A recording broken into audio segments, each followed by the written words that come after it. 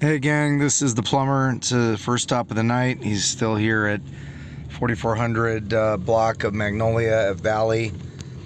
I've seen him a few times over at like by the Portos, by the bus stop there. And yesterday when I went, there was all kinds of garbage from the bus shelter garbage that had been just strewn all over the bus stop.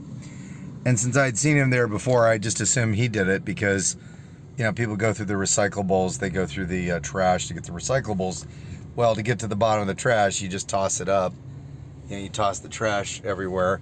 So that's number one for the night, and we'll keep going. So we're still in Burbank, and these are supposed to be GPS locked, but as you can see here, you've got one of those lime scooters in front of the sushi and ramen place. And since the signs are still Burbank color, they're not LA signs, we're geographically in Burbank. These are not supposed to be here. They're not licensed to operate here.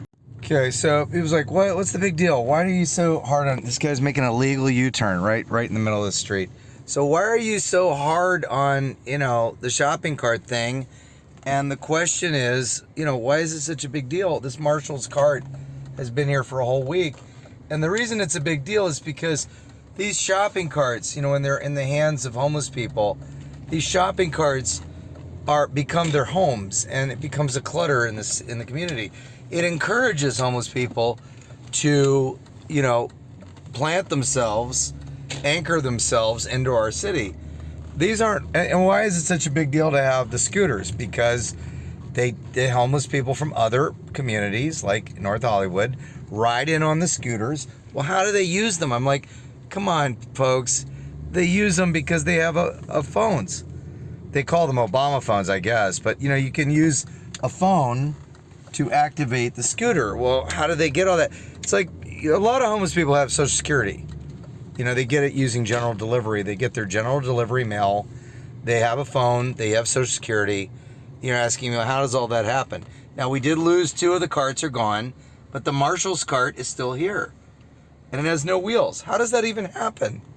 It happens because you got people coming in from other parts of the county, and they're indigent, and they come here and they steal stuff, and they steal the scooters, and they steal the carts, and then they go roaming around with the cart, and then eventually they take the wheels off the cart, and that's what happens.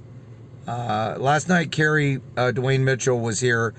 He's sleeping in front of Chance Vintage again, where he was sleeping for years. And I tried to talk to him and said, hey, buddy, you know, the owner of this place doesn't appreciate you being here. I know because he texts me. And he knows that I'm involved in helping Carey. And he's like, well, why do you, you know, it's like, why do you get drunk every night? You know, what's the deal with that? Why do you choose to do that? And he can't answer. Sometimes he's lucid, sometimes he's not. But when he's not able to communicate, you know, he's like trying to get up and have a, you know, move and move his body. He's so drunk he can't even lift himself.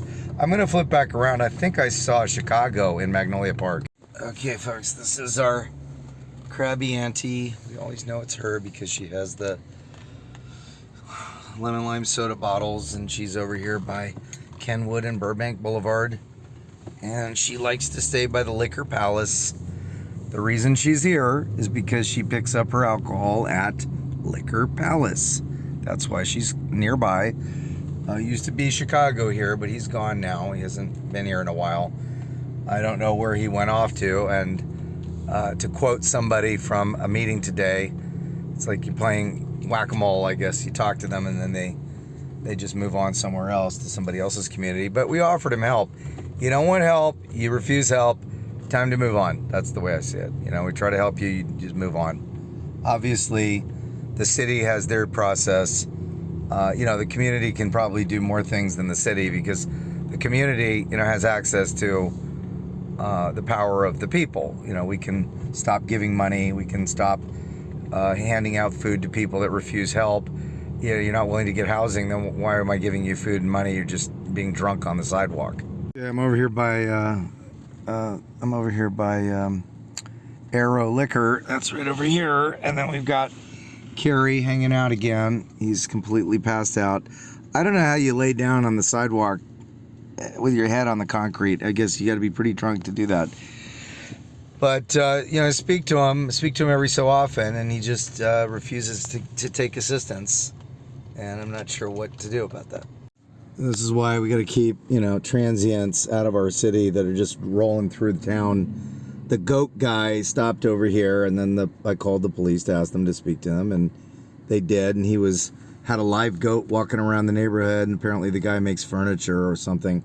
He had a big van, and then he took a bunch of wood and things out of the van. And what did he do? He left some trash behind. Illegal dumping.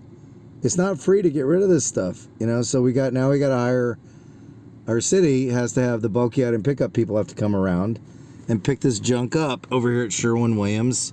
It's the 800 block of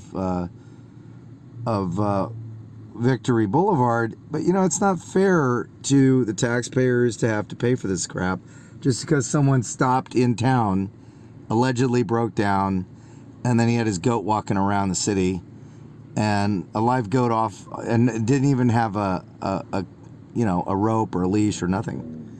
And was walking around the city, and then he dumps his old furniture on the sidewalk.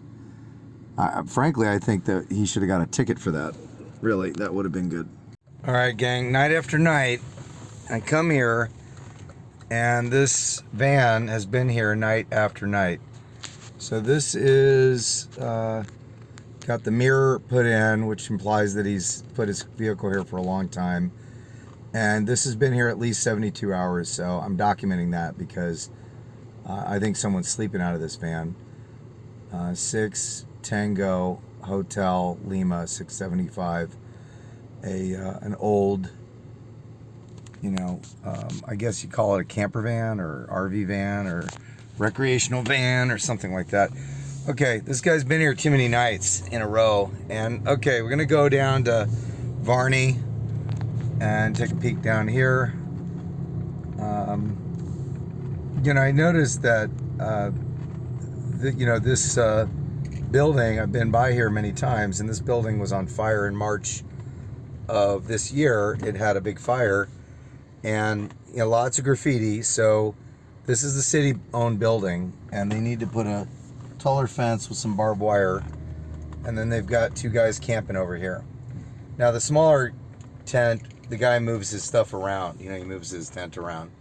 So why hasn't this been abated? Boise, we talk about Boise, but that's only if there isn't a place for them to go.